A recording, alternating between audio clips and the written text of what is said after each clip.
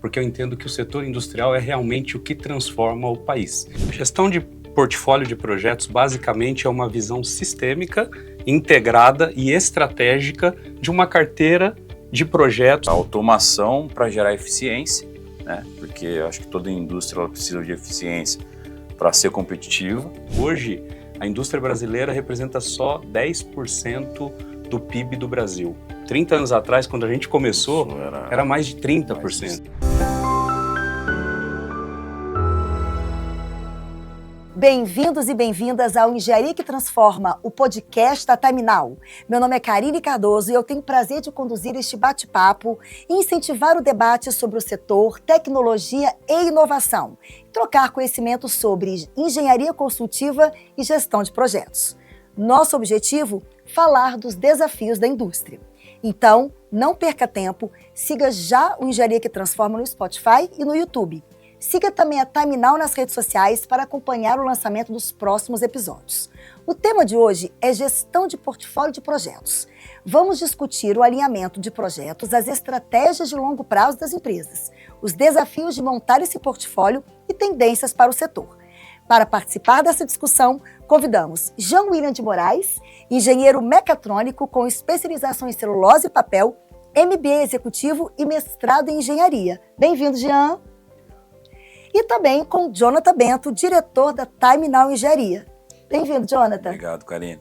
Obrigada a vocês. Vamos embora para a conversa. Mas vamos lá, Jean, fala um pouquinho sobre você e sobre a sua trajetória na engenharia. Eu tenho muito orgulho de falar que eu comecei a minha carreira no Sistema S, fazendo Senai, curso técnico, depois fui para engenharia e eu decidi entrar no setor industrial. E por que eu decidi entrar no setor industrial? Porque eu entendo que o setor industrial é realmente o que transforma o país, que faz o país crescer. Estou no setor há 32 anos, passei pelo setor de saneamento básico, trabalhei na indústria metalúrgica e construí uma carreira sólida aí dentro do setor de celulose e papel. Muito bom. Quanto tempo que vocês estavam juntos? Já fazem uns 25 anos, mais ou menos, né? Que bacana. E como o Jean falou, eu também vim do Sistema S, então eu acho que a nossa geração, ela vinha muito dos cursos técnicos e dos cursos de Senai, SESI. Eu acho que a maioria das pessoas que a gente conviveu no início da carreira, querendo ou não, né, Jean, traçaram uma mesma trajetória. Eu acho que, como ele falou, o Sistema S deu muito embasamento para a entrada na indústria. Acho que foi muito importante para essa geração nossa. Bacana, eu quero até puxar essa pauta, porque o Jean traz na fala sobre o orgulho de se trabalhar na indústria, né? Vamos falar sobre isso. O que é para vocês trabalhar na indústria? Hoje, assim, é muito interessante porque tudo que a gente está vendo aqui ao nosso redor é produzido pela indústria, né? A indústria brasileira é uma indústria muito forte que tem muito potencial. Eu trabalho no setor do agronegócio, é um setor pujante, que exporta muito, né? Produz um volume significativo, gera uma representação importante no PIB do país. E então, o que a gente sente o orgulho de chegar em casa e poder falar que está contribuindo e fazendo parte da família de algumas famílias. A empresa que eu trabalho, ela impacta no mundo mais de 2 bilhões de pessoas com os produtos que ela produz e exporta para o mundo todo. Então isso realmente é uma coisa que é única e que se a gente traduzir isso para o dia a dia, a gente voltar para dentro da indústria e traduzir isso para o dia, a gente vê a imensidão que é, a importância que é a indústria hoje no cenário brasileiro e no cenário mundial também. ESG na veia, né? É isso aí. É isso aí. Contribuição muito grande, cara, né? Tanto a indústria quanto nós do gerenciamento da prestação de serviço. Eu acho que a gente está junto nesse grande desafio, né, de crescer, fazer o mundo crescer. Eu acho que isso é extremamente importante, né? E tornar a indústria cada vez mais atrativa para o jovem, né? Exatamente. Como que a gente poderia fazer para tornar essa indústria mais atrativa para o jovem? Eu acho que a gente precisa passar para o jovem que a indústria ela está sofrendo uma modificação muito grande, né? A gente está falando muito de inteligência artificial hoje.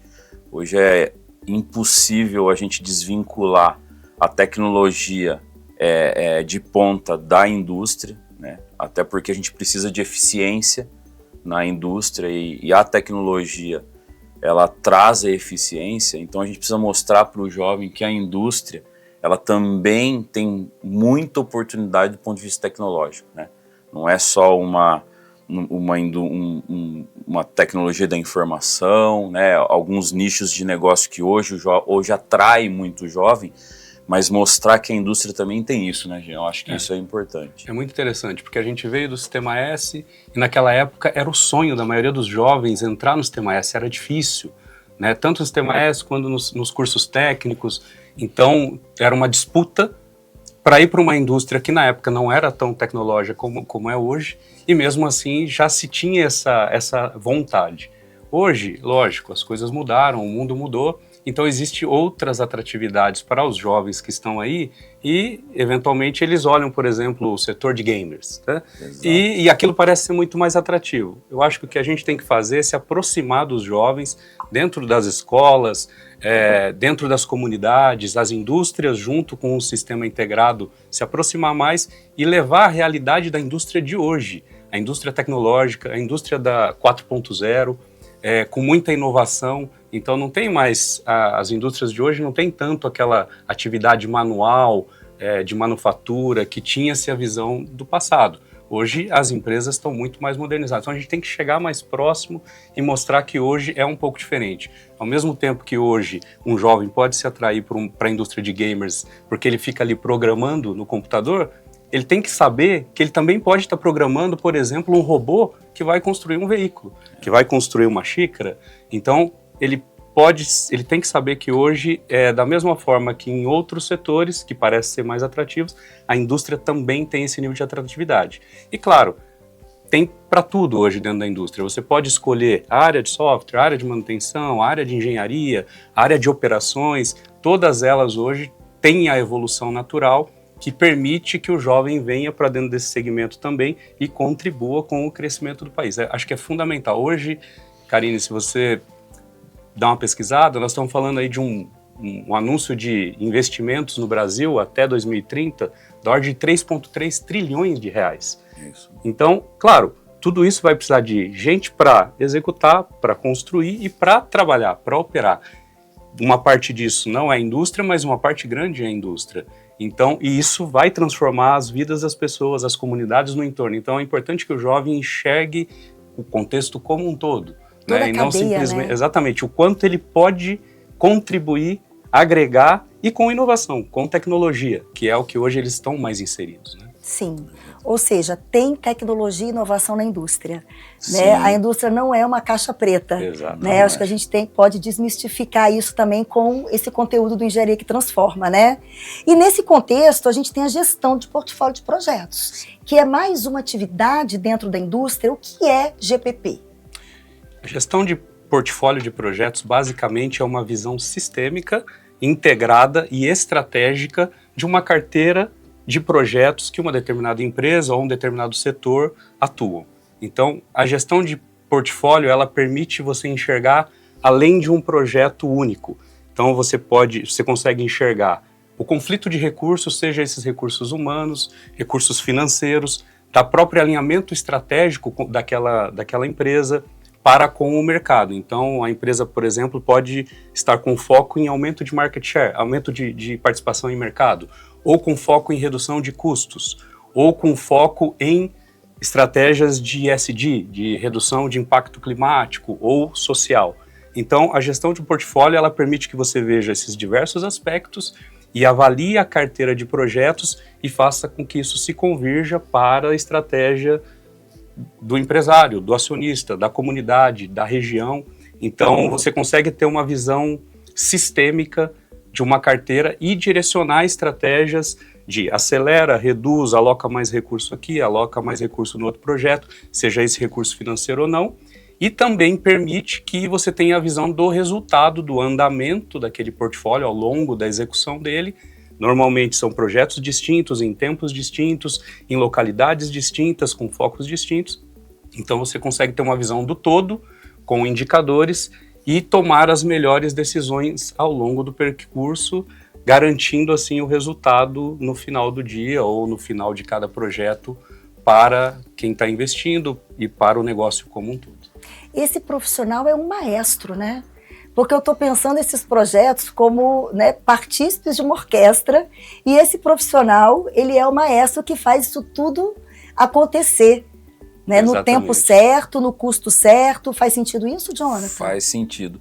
Eu comparo muito esse profissional àquele personagem do circo que roda os pratinhos, sabe? Que não pode deixar cada pratinho cair.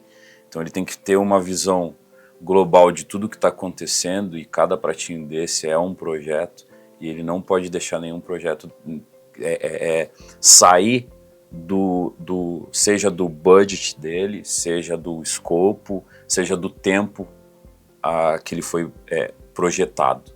Então eu comparo esse profissional essa pessoa, esse sabe? artista, esse artista, né? Não deixa de ser um artista, porque ele tem que ser multifuncional, ele tem que ser autogerenciável, né? Então, assim, eu comparo muito a isso, sabe? E qual que é o principal desafio hoje de gerenciar projetos numa indústria? Hoje o principal desafio, além da questão de recursos financeiros, que aí cada empresa está inserida num setor diferente e numa realidade de mercado diferente, é a mão de obra qualificada. Porque quando a gente fala, o Jonathan fala para o prazo, né, o prazo ele depende muito da mão de obra que está executando aquele projeto dentro daquele portfólio. E essa mão de obra depende de disponibilidade, de qualificação, depende da região. Nós temos regiões dentro do país que têm uma escassez de mão de obra, existe migração de mão de obra entre regiões. Então, hoje o desafio principal é você enxergar para a decisão de um novo projeto, aonde ele vai acontecer e como é que eu vou estruturar para que eu tenha o recurso humano capaz de executar e implementar aquele projeto dentro dos tempos que estão desenhados para que possa se dar o retorno ao longo do tempo. E há outro desafio, então um é a implementação dos projetos e o outro é durante as fases de operação e que aquela empresa ou aquela indústria, aquele setor entrou em operação, que é a mão de obra para conduzir, para tocar o dia a dia da operação também, que é os dois principais pontos onde quem vai investir, o investidor, coloca toda a atenção e gera um risco para ele administrar e tomar as decisões. Então hoje o desafio principal é esse. Para quem gerencia o portfólio ao longo do tempo, é a manobra de dia a dia, de estar buscando os melhores parceiros, fornecedores, trazendo e atraindo a mão de obra para a localidade onde você tem aquele empreendimento. Então hoje as empresas fazem parcerias com o Sistema S, fazem parcerias com universidades para atrair essa mão de obra, preparar essa mão de obra para a implementação dos projetos e da carteira de portfólios também. Então o desafio principal, no meu ponto de vista, é a mão de obra qualificada, que cada vez mais a gente vê uma escassez. Se a gente olhar hoje as estatísticas,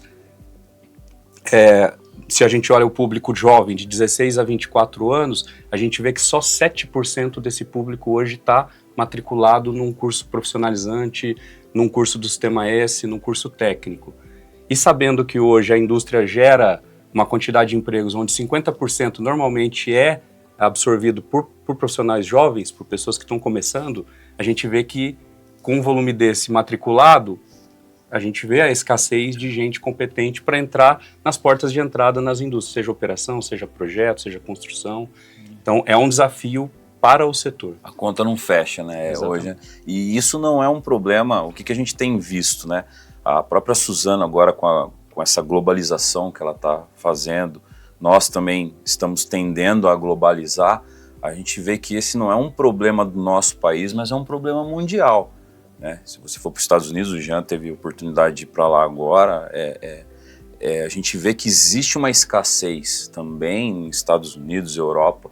Então esse é um problema mundial que a gente precisa pensar como que a gente vai resolver, né? E a curto prazo, porque as pessoas que têm um grande conhecimento, elas estão se aposentando ou estão saindo do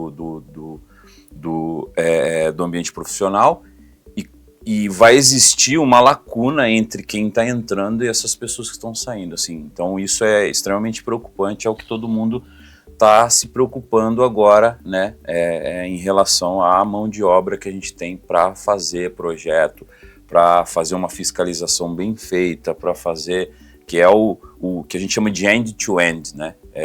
Você pegar desde do plano estratégico até a entrega do seu projeto lá no startup, ter um profissional que conheça todos esses passos, hoje está cada vez mais difícil. Então a gente se depara assim, com uma questão que é o desafio de se ter talentos. Exato. Né? De atrair e reter talentos. E aí na jornada de vocês, o que vocês já viram assim, de muito legal acontecendo? Alguma empresa que tenha feito algum projeto de parceria com a universidade ou com escolas, aqui no Brasil ou fora do Brasil, para que a gente possa, de repente, convidar os nossos ouvintes, né, para esse debate, assim, para construir novos projetos, para que a gente, no futuro, tenha mais talentos, né, encontre mais talentos para trabalhar na indústria? O que vocês já viram assim, de mais interessante? Muito legal, Karine. Eu posso trazer um exemplo claro da Suzano. Em um dos projetos que a gente fez, um mega projeto, foi uma linha de produção, uma expansão na cidade de Três Lagoas, Mato Grosso do Sul, onde a gente fez uma parceria com o Sistema S e a gente percebeu que a estrutura, por exemplo, do Senai da cidade não daria conta do volume de jovens que a gente queria trazer para iniciar uma formação. Isso 2 anos antes do projeto entrar em operação, da fábrica entrar em operação.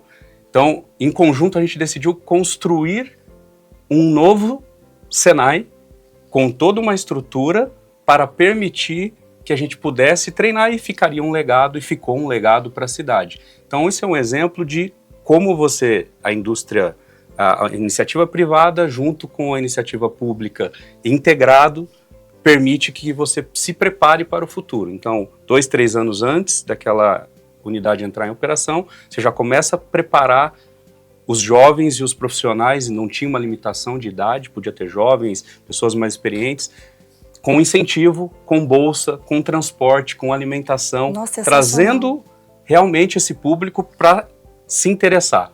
Claro que você abre 500 vagas, treina 500 pessoas, depois você faz um aproveitamento de X%, algumas não querem seguir adiante, mas mesmo não seguindo adiante para aquela indústria, você preparou e formou mão de obra para o mercado, para a região ou para outras regiões. Então, isso para mim é um exemplo de uma parceria interessante que olha para o futuro dentro do investimento de grande monta e permite que você forme mão de obra para o mercado. E tem mais uma estatística interessante que aí o Jonathan também pode contribuir.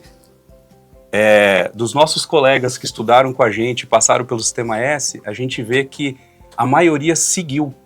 Poucos foram aqueles que saíram totalmente do setor. Sempre Exato. tem mas a maioria segue, porque depois que você entra neste mundo é difícil um pouco sair. Ele te contamina positivamente, porque você vê a grandeza disso, né? E é muito legal a gente sentar junto hoje, depois de 20, 30 anos, e falar da nossa trajetória, e falar o quanto a gente já construiu juntos, né? Quantos projetos a gente fez juntos, quantas paradas nós fizemos juntos, né? Então, você percebeu o valor que você gerou numa base que foi lá atrás, que um incentivo de uma empresa que conversou com o Sistema S, por exemplo, e permitiu que você tivesse essa oportunidade, e a gente chegou onde a gente chegou, né? Não, o caminho da educação é maravilhoso, né? E eu acho que transforma mesmo. E você, Jonathan, você lembra de algum exemplo?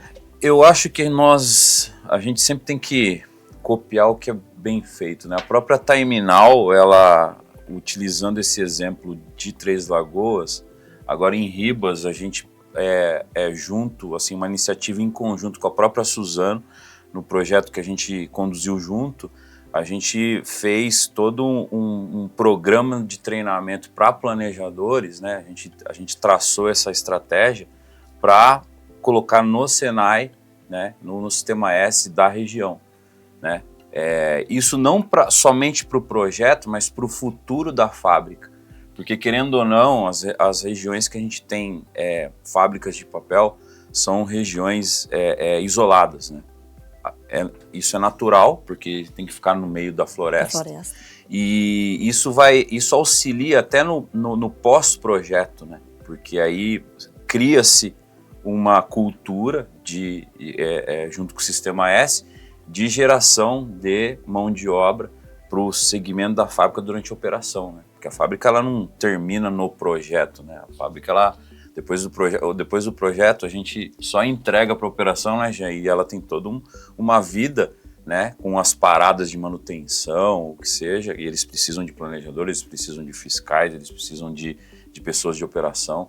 Então esse foi um exemplo legal que a gente usou, na verdade, como exemplo da própria Suzano, que fez anteriormente. A própria Suzano tem um programa interno para menor aprendiz. Então, assim, muito antes do Sistema S, a Suzano já faz um trabalho muito legal com o menor aprendiz para que ele já entre na indústria já tentando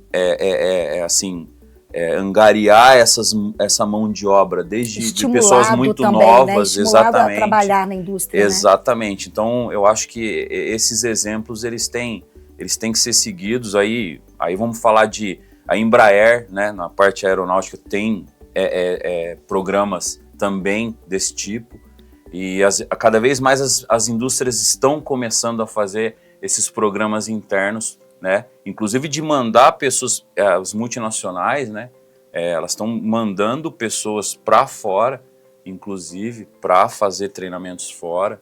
Então eu acho, né, você percebe a própria Siemens, né, a WEG, que é uma indústria nacional, mas multinacional, também tem um programa muito legal de pessoas trainees que eles mandam para outros países. Então acho que isso esses são exemplos que eu posso pontuar. E é interessante, desculpa, Karine, né, Jonathan, a gente vê empresas, isso incentiva as empresas, a gente tem empresas, por exemplo, do setor de montagem eletromecânica, grandes empresas parceiras nossas, elas fazem uma multiplicação de treinamento dentro de casa.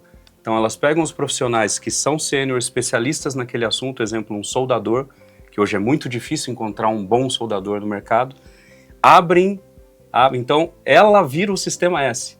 Né? Aquela empresa privada, né? Ela abre para o mercado, abre vagas, dá bolsa, dá o transporte, e ela treina com o profissional interno dela e forma nova mão de obra. Uma parte ela absorve, outra parte ela deixa para o mercado. Então, esse é um ciclo virtuoso que incentiva o ambiente de formação e qualificação de mão de obra e não fica única e exclusivamente sob responsabilidade do poder público, porque todos temos que fazer a nossa parte. Nossa, sensacional essa fala de vocês, que eu acho que coloca a indústria num outro lugar, que não é só o lugar ali da produção, né? É um lugar de educação, é um lugar de socialização, é um lugar que impacta a família, né? Às vezes que impacta esse jovem aprendiz, esse menor aprendiz, a família dele, né? O futuro dele. Então, acho sensacional quando as indústrias se colocam nesse outro lugar, né? Um lugar muito mais de transformar.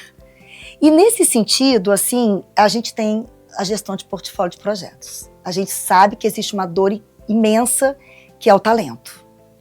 E aí vou lá, poxa, mas sou talentoso, entrei para trabalhar. Existe isso, você agora vai ser gestor de portfólio de projetos. Isso é um cargo? Sim. É um cargo. É um cargo. O gerente de projetos hoje ele é um cargo entendido como aplicável e hoje as grandes empresas têm esse cargo como tal. Hoje tem uma entidade americana, PMI, que também regula e traz melhores práticas para essa posição de gerente de projetos. E a visão do gerente de portfólios é aquele gerente de projetos já com uma maior senioridade, que consegue ter uma visão mais abrangente. Então, você consegue construir uma trajetória olhando e almejando uma posição de gerência de portfólio, que pode ser traduzida numa gerência geral, numa diretoria de projetos, que é uma visão mais abrangente. Mas sim, é uma carreira. A gestão de projetos, a coordenação, gestão de projetos é uma carreira. Você tem disciplinas, né, inclusive graduação, pós-graduação, você tem disciplinas específicas para tratar a questão escopo, prazo, qualidade, stakeholders, custos, então tempo, a gestão de, né? Então, hoje tem muito mecanismo, ferramenta e embasamento técnico com melhores práticas no mundo todo para a gestão de projetos e para a gestão de portfólios, inclusive as grandes empresas, a Suzano, Vale, Gerdau, todas essas aplicam práticas de gestão de projetos que são hoje reconhecidas internacionalmente. Agora, como priorizar projetos nesse mundo instável que a gente vive? Como?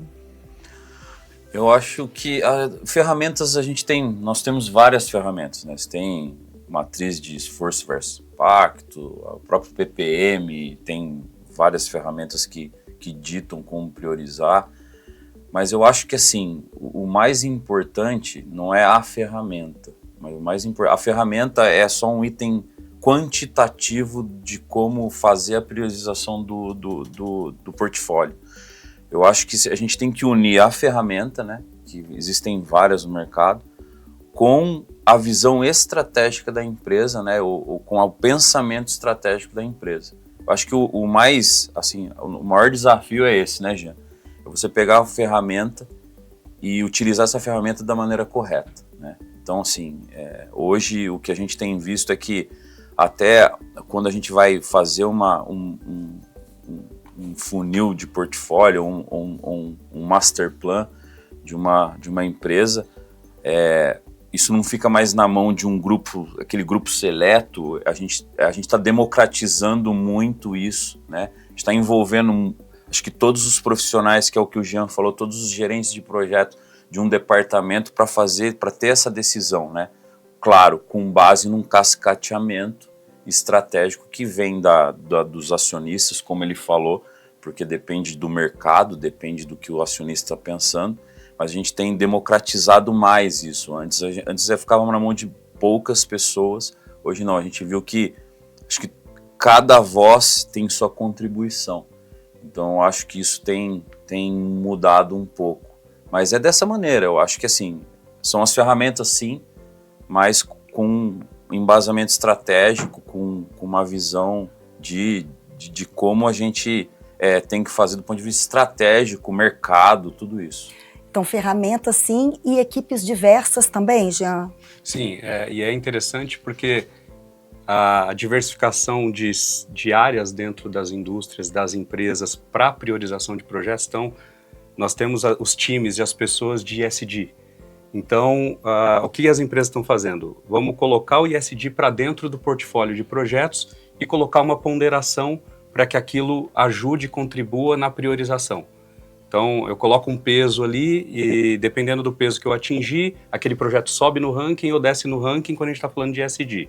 O aspecto financeiro é natural, né, de otimização de custos, retorno do investimento, taxa interna, etc. Isso é natural. E os aspectos mercadológicos, de estratégia de marketing, de alocação de produtos, de alocação de novos produtos e inovação. Então, hoje, essa diversificação de especialidades, de profissionais de diversas áreas, né, e aí fazendo a conexão com os jovens depois, permite que você consiga fazer uma priorização olhando diversos aspectos distintos, com as suas devidas ponderações e qual é o impacto daquilo naquele portfólio e consegue tomar a melhor decisão.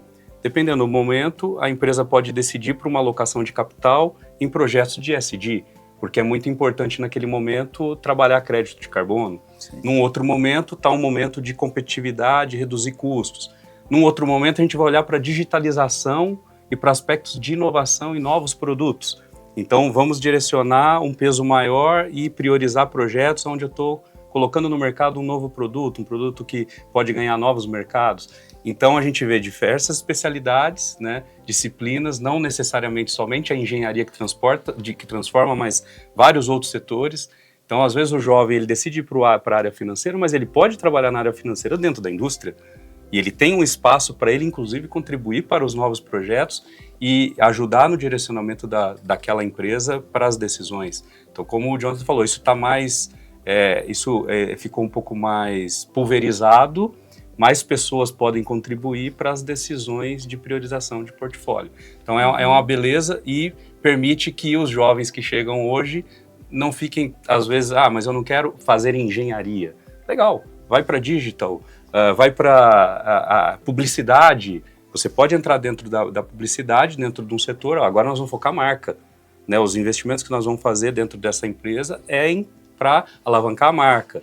Então, você tem muita oportunidade hoje na hora de priorizar e, como o Jonathan falou, tem ferramentas, as ferramentas são o caminho mas o importante é alinhar com essas estratégias e as diversas áreas dentro da empresa e cada momento da empresa também. Então é uma mentalidade, né? Sim. Não é uma ferramenta apenas. Existem ferramentas, né? Mas é uma mentalidade de gerenciar o portfólio de projetos. É isso aí. É isso aí. Gostei da palavra. Você gostou? Gostei. Muito bom. O que seria exatamente essa mentalidade? É a mentalidade de você ter a visão ambidestra em vários aspectos, não só no aspecto ou financeiro ou aspecto de market share, mas uma ambidestria em enxergar um cenário de diversos aspectos diferentes.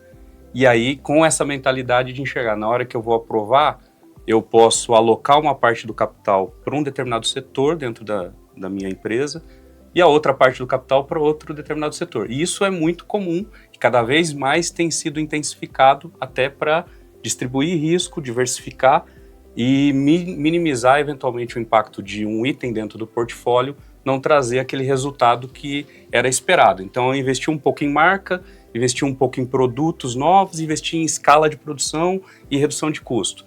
Eventualmente, na marca eu não tive todo aquele resultado, mas no produto novo eu tive, na escala de produção também, então você equilibra um pouco mais os riscos da carteira de portfólio e do negócio. Então, é uma mentalidade de diversificação e estratégia de alocação para a definição de um portfólio de projetos. Que é o que você falou, a diversidade ela ajuda demais nessa análise. Acho que quanto mais você diversifica os atores aí nessa tomada de decisão, você tem essa priorização com mais facilidade. Eu escuto vocês falando, só vem na minha cabeça que esse profissional, né, esse gestor de portfólio de projetos, ele é uma pessoa de negócios. Também. Né? Também. Porque se ele não tiver essa visão de negócios, como que ele vai fazer para gerenciar esse portfólio, né, com esses critérios todos aí que vocês estão elencando? Faz sentido isso? Faz sim. O gestor de portfólio, ele tem que ter uma visão ampla, né? Ele tem lá os skills de gestão de projetos naturais e ele começa a expandir as suas habilidades e fazer as conexões dentro e fora da organização. Então, dentro e fora, capturar aqueles stakeholders que contribuem nas tomadas de decisão, aspectos que não são exclusivamente financeiros ou técnicos, né, para poder viabilizar, porque tem uma parte importante, né, John, que a gente não comentou, que o gestor de projeto, a gente brinca no setor que é o iogurtinho das crianças. Cada projeto nosso é o iogurtinho das crianças. Se não tiver projeto, né? Então é importante que a gente tenha uma carteira para gerenciar ao longo do tempo, então a gente precisa contribuir para agilizar e viabilizar. Então você tem que buscar as pessoas que são de outras especialidades para contribuir e tentar ajudar a trazer parâmetros que viabilizem aquele projeto. Então é uma visão sistêmica, abrangente, complexa, porque às vezes você muda o ponteiro para um aspecto, afeta o outro aspecto, né?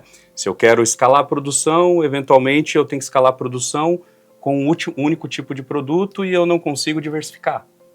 Então, é um trade-off. E gestão de portfólio é justamente isso, né? É isso aí, Exatamente. é um trade-off. Aí eu quero acelerar isso numa escala muito maior, vou alocar um volume muito maior de capital, não vou ter o capital num período para alocar numa outra frente que eu poderia estar priorizando na estratégia.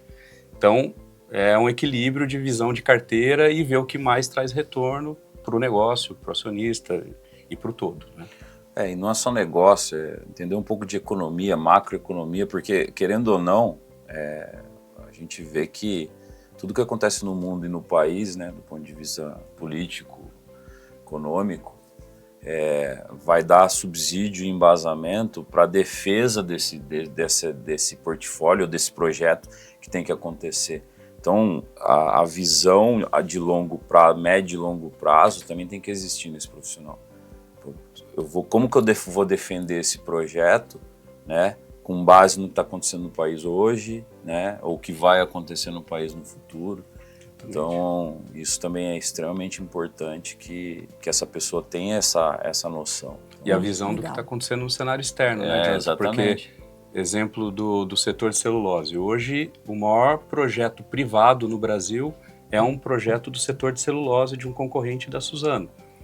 E quando isso acontece, esse projeto ele aloca muita mão de obra, e como a gente tem a escassez da mão de obra, para uma decisão de um outro player, seja a Suzano ou outro concorrente que não esse que está seguindo com o projeto, você tem que enxergar o que está acontecendo agora e esperar o time para que você entre no momento certo, tenha disponibilidade de mão de obra, tenha disponibilidade de construtoras, montadoras, etc. E tem que olhar para outros setores, o setor de óleo e gás, o setor de mineração, o setor petroquímico, e perceber o que está acontecendo nesse ambiente também para tomar a melhor decisão. E aí vem a oportunidade novamente da engenharia que transforma, de a gente conseguir acelerar essa indústria, acelerar a formação e a capacitação de profissionais, para que a gente tenha menor restrição ao longo do tempo nessas tomadas de decisão, que às vezes o investidor ele segura um pouquinho, porque ele sabe que ele vai ter uma determinada dificuldade, principalmente com a mão de obra, como a gente comentou. Hoje, a indústria brasileira representa só 10%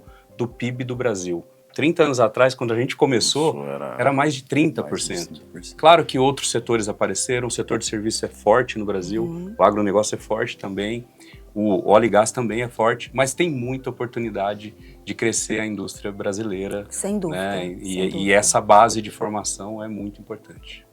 E essa conversa nossa, uma conversa muito de desenvolver, né? De ser, de repente, uma conversa porta-voz para o desenvolvimento, né, da carreira na indústria.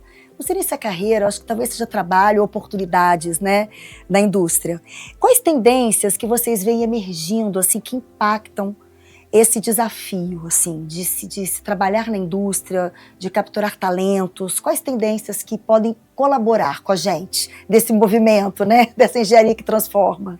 Eu acho que a tecnologia que hoje a gente tem disponível, que vem pela frente, é um fator positivo e que pode nos auxiliar a incentivar a turma que vem, as gerações que vêm para dentro da indústria. O exemplo que eu dei de gamer e de robótica. Então as coisas se conectam, mas às vezes a turma que está chegando não tem essa visibilidade, porque eles estão muito mais expostos nas mídias sociais, no que eles conseguem ver todo dia.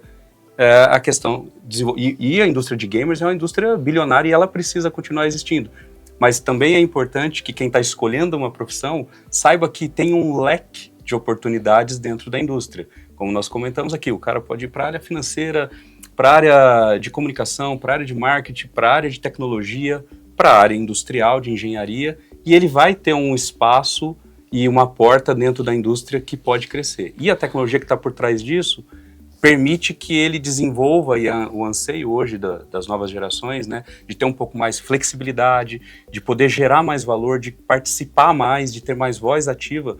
Isso a gente tem percebido, né, John, nas indústrias tem mudado muito. A gente fala 30 anos atrás e como é hoje tem muito mais espaço para se conversar, para fazer parte, para dialogar, para crescer, oportunidade de aprendizado. Nós tivemos a oportunidade de aprender e de crescer, né? Então, hoje tem muita oportunidade. Vocês são muito apaixonados pela indústria, a gente é suspeito de falar, esse meu amigo aqui, porque a gente em 96 a gente já pensava em tecnologia, a gente fez mecatrônica, então aquela época era uma coisa que estava iniciando.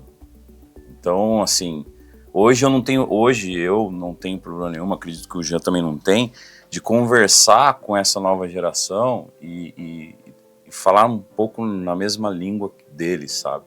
Porque eu gosto de tecnologia, né? Inclusive meus filhos, eles estão partindo para a engenharia de computação, então, mas eu acho que é isso, a gente está vendo hoje a automação para gerar eficiência, né? Porque eu acho que toda indústria ela precisa de eficiência para ser competitiva, né? E agora essa pegada de inteligência artificial que a gente achou que não ia ser uma realidade, hoje é a realidade de todo mundo, né? Hoje, acho que até do ponto de vista de liderança, nós líderes, se a gente não aprender a como lidar com a inteligência artificial, nós ficaremos para trás, essa é a grande verdade. Então, eu acho que é isso, eu acho que a tendência é essa, é a automação, inteligência artificial, né? É a digitalização, eu acho que essa é a tendência do mundo daqui para frente, né? A gente teve uma evolução é muito grande nos últimos 15 anos, no que diz respeito à tecnologia, né? Então, assim, é muito louco você ver o quão rápido você aprende alguma coisa em relação à tecnologia e no ano seguinte você já está obsoleto. Então, assim, o estudo nisso, acho que também esse pessoal, essa rapaziada que está entrando na indústria, você tem que ter muito isso na cabeça, né? A todo momento tá se atualizando, tá estudando, porque tá correndo muito rápido, né? Rápido demais até às vezes. Então, acho que isso que a gente tem que pensar.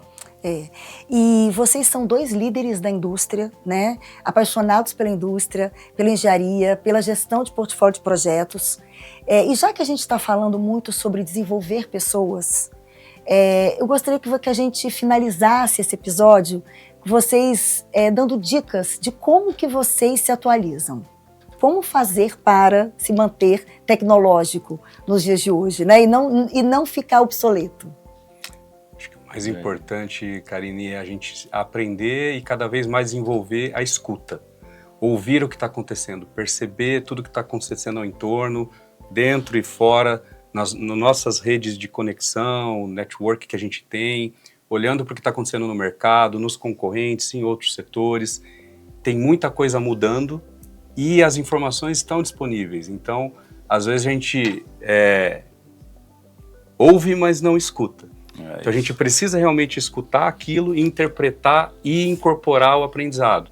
O aprendizado formal da academia é fundamental, né, em todos os níveis, desde os níveis de curso técnico, profissionalizante, formação universitária, pós-graduação, ensinos de extensão, isso é fundamental. Hoje tem diversas instituições dentro e fora do Brasil que trazem conhecimento específico, mas também é muito importante a gente perceber o que está acontecendo no entorno, né? Às vezes as experiências que outros estão passando, seja nos mesmos setores ou em outros setores, nos ajudam muito mais a aprender e tomar melhores decisões. Então, eu procuro estar sempre atento aí aos movimentos, independente estando ou não dentro do meu setor, não dentro também da engenharia, porque às vezes o aprendizado vem de outras áreas que não da engenharia, de outros setores, mas que podem né? ser conectadas com o nosso setor, e pegar esse aprendizado e tentar transformar, fazer a engenharia transformar o que a gente faz hoje, porque o que a gente faz hoje, a certeza é que daqui a 10 anos será diferente, né? E quem se antecipa estará à frente e com certeza gerar mais valor. Então, a gente tenta fazer isso todo dia, acho que a Terminal é um parceiro enorme nisso, está com a gente sempre, tem um braço de tecnologia dentro da Terminal que está sempre olhando à frente, né? O Jonathan pode falar um pouquinho, e trazendo ferramentas para nós, para ajudar a ampliar essa visão de gestão de portfólio no dia a dia. Hoje a gente já consegue gerenciar obras no campo de forma 100% automatizada, que a um clique você olha numa tela e já vê o avanço do dia a dia da obra, sem precisar necessariamente gastar tempo e mão de obra com quem está lá no campo digitando. Então isso já passou, né? E eu acho que as ferramentas que a Terminal tem ajudam muito isso, e tem outras ferramentas de mercado também que vão trazer o futuro para nós. Mas a gente só consegue isso se a gente escuta quem está falando lá atrás. 5 anos atrás, 10 anos atrás, já tinha gente dizendo, gente, vamos começar a automatizar esse gestão de obra. Isso está muito manual, ainda está muito demorado, burocrático, né? Então tem que escutar. A Terminal, acho que talvez ela escuta muito isso, ela conversa sempre com os clientes e tenta desenvolver ferramentas já para antecipar no mercado. Então isso eu acho que Então, para mim, é escutar. A gente tem que escutar mais e aprender com as experiências. Legal, né, Jonathan? Porque a Terminal é uma empresa relevante, global e digital. E tem essa escuta, né? E aí eu queria que você falasse um pouquinho sobre a sua experiência na Terminal, né? E como que na prática você vê isso acontecendo. Sacanagem, eu ia falar a mesma coisa que você. Mas é verdade. Na verdade, assim, outra coisa que eu ia falar, assim, me contribuir, né, além da escuta que o Jean falou, é que é saber o que tem por trás do projeto ou do portfólio. O projeto, ele não é só um projeto. O que está por trás disso, que é o que a gente já comentou, estrategicamente, e estudar, sempre estar estudando isso, né?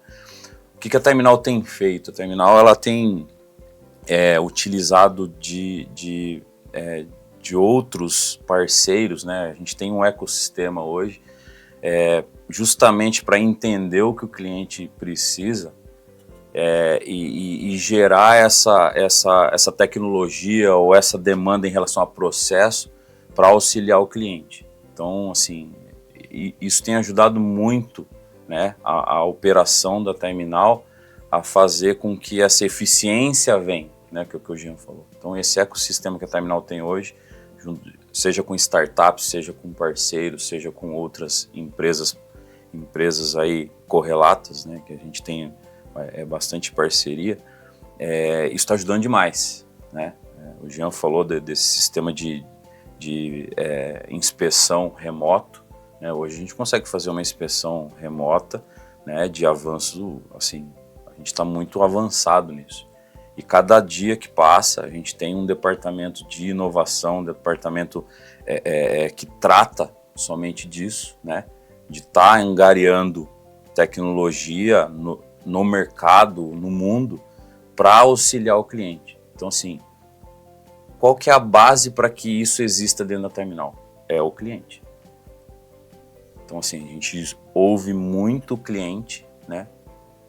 Escuta o cliente para buscar isso, seja em parceiro, seja fora, dentro do Brasil, para poder ajudá-los, né? Não só com serviço, mas com tecnologia, como a gente tem feito hoje, né? A Suzano é só um, né? Acho que a Suzano é o nosso parceiro, eu chamo a Suzano de parceiro mais longevo, e a gente tem feito isso e a gente tem aprendido junto, né, Jean? Junto a gente tem atingido os nossos objetivos. Eu acho que a tendência é essa. Excelente conversa, pessoal. Eu quero agradecer ao Jean, né, agradecer ao Jonathan pela oportunidade de aprender com vocês. Eu acho que mais do que conversar sobre gerenciamento de portfólio de projetos, a gente falou sobre o mercado, né, sobre o presente e o futuro. Eu conversei com 2 apaixonados pelo mercado industrial, pessoal. Eu acho que isso é uma honra. Obrigada, tá, por terem topado esse desafio. Esse é o Engenharia que Transforma, o podcast da Terminal. Siga a gente nas redes sociais e vamos embora para o próximo episódio.